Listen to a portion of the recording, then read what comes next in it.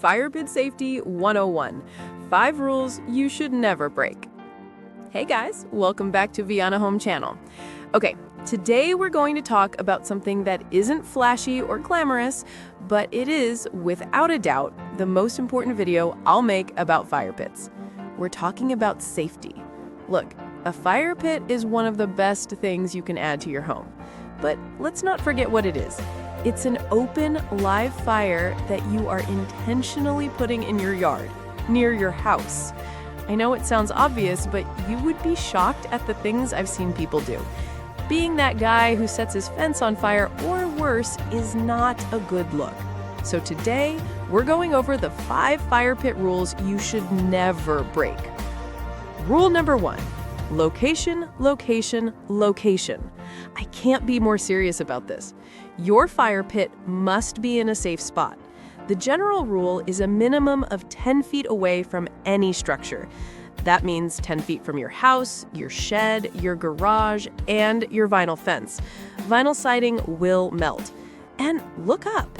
Is it under a tree with low-hanging branches? Is it under a power line?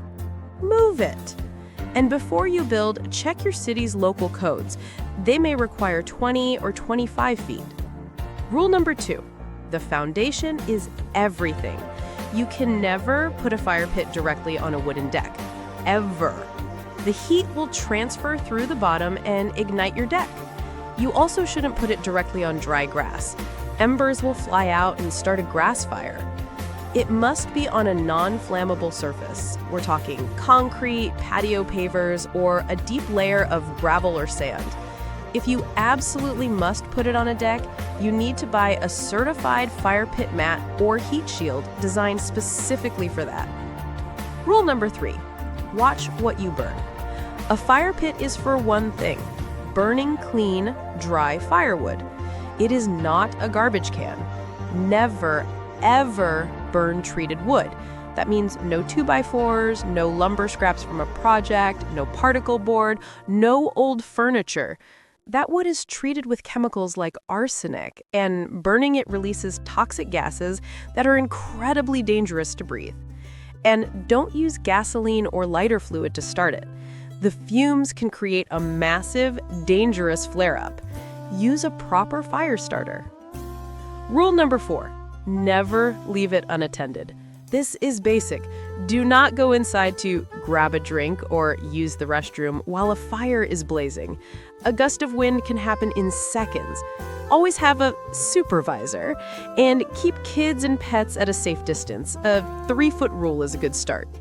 Also, check the weather. If it's a super windy night, just don't have a fire. It's not worth the risk. Rule number 5, the right way to extinguish it. The night is over. Don't just pour a little water on it and go to bed. Embers can smolder for hours, even all night, and reignite. You need to be 100% sure it's out. The best way is the drown, stir, drown method.